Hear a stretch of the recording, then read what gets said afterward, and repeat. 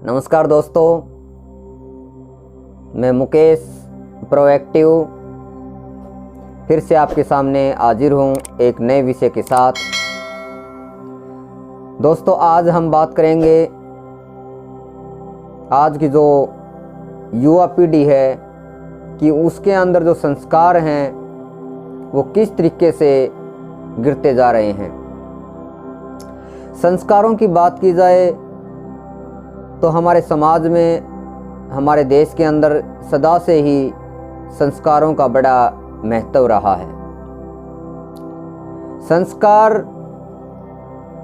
जब से ही बच्चा गर्भ में होता है उसी समय से ही उसके अंदर प्रभाव है वो संस्कारों का पड़ना शुरू हो जाता है। संस्कार एक ऐसी चीज़ है जिस भी इंसान को जैसे संस्कार मिलेंगे उसी से उसका आने वाला भविष्य है वो देखा जाता है कि वह किस तरीके से अपने आप को किस फील्ड में सक्सेस करेगा या फिर वो अदर किसी ऐसे विषय के साथ अपनी लाइफ को बर्बाद भी कर सकता है। संस्कार जब छोटा बच्चा होता है और अपने दादा दादी के पास जब बच्चा खेलता है तो देखिए दादा और दादी जो होते हैं वो स्लोली बोलते हैं। उससे क्या होता है कि बच्चे के अंदर संयम की भावना आती है, उसके अंदर आत्मविश्वास की भावना आती है और जो बड़े बुजुर्ग उस बच्चे को अपनी छत्र छाया के अंदर रखते हैं उससे उनके अंदर ईमानदारी का गुण पैदा होता है। क्योंकि जो हमारे बड़े बुजुर्ग होते हैं उन्हें अपनी लाइफ से बहुत कुछ सीखने को मिलता है। सुख दुख और इन जैसी जो भी परिस्थितियां होती हैं लाइफ के अंदर आने वाले समय के अंदर, यानी जो आज का युवा है उसके आगे जो जितनी परेशानियां आएंगी उन परेशानियों से वो जो दादा दादी बच्चे के होते हैं वो निकल चुके होते हैं। तो बच्चे को इस तरीके से तैयार करते हैं कि बच्चा जब इस समाज के अंदर जाए तो अपने आप को एक अच्छे तरीके से वो समाज को रिप्रेजेंटेटिव कर सके, बता सके कि मैं एक संस्कारित युवा हूँ। तो आज देश को संस्कारवान युवाओं की बहुत ज़रूरत है। देखिए, संस्कार जिस भी व्यक्ति में होते हैं उसका एक अपना अलग मुकाम होता है। संस्कार के मामले में जितनी भी पीढ़ियां होती हैं उनका एक अलग नाम होता है।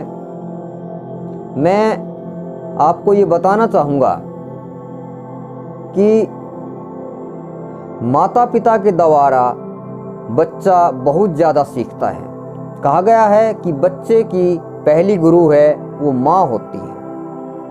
माँ के द्वारा बच्चा है वो बहुत ज़्यादा सीखता है, उसी का अनुसरण करते हुए वो आगे बढ़ता है और जब वो एक विद्यार्थी जीवन काल में आता है तो अपने अध्यापक से ही सब कुछ सीखता है। अध्यापक बच्चे को इस तरीके से तैयार करता है कि जिससे बच्चा राष्ट्र निर्माण में अपना योगदान दे सके, अपने समाज में योगदान दे सके, अपने माता पिता का नाम रोशन कर सके। तो जिस भी संगत के अंदर इंसान रहता है उसी तरीके से उसको वो संस्कार मिलते चले जाते हैं। इसलिए जब भी आपको मौका मिले तो हमारे जितने भी बड़े बुजुर्ग हैं उनसे हमें उनके अनुभव का फ़ायदा उठाना चाहिए और युवा शक्ति का भी ये दायित्व बनता है कि वो जितनी भी हमारी बुजुर्ग पीढ़ी है उसके प्रति सम्मान भाव रखे, क्योंकि उन्हीं के द्वारा ही हम इस मुकाम तक पहुँचे हैं। अपने आप को इतना बड़ा भी न रखें कि हम झुकना ही भूल जाएं। अगर हम बुजुर्गों के सामने झुकेंगे तो उनसे कुछ ना कुछ हमें ज़रूर प्राप्त होगा।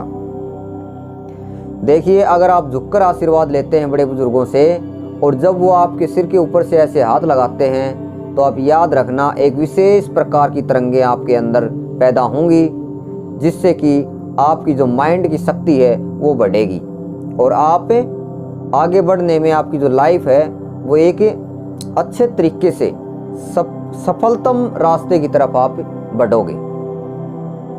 इसलिए जब भी किसी भी प्रकार की परेशानियां आए, आपको बड़े बुजुर्गों के पास बैठकर उनको सुलझाना चाहिए। दोस्तों, मेरा एक ये प्रयास है कि जितनी भी युवा पीढ़ी है वो इस देश के लिए, अपने माता पिता के लिए और इस समाज के लिए, और आज का जो सबसे ज्वलंत व्यवस्था के अंदर जो हो रहा है कि पर्यावरण को बचाना है, पर्यावरण को बचाना है, उसके लिए हमें जो प्राणवायु मिलती है उसको भी हमें बढ़ाना है। इसके अलावा अनुशासन में रहते हुए आपको आगे बढ़ना है।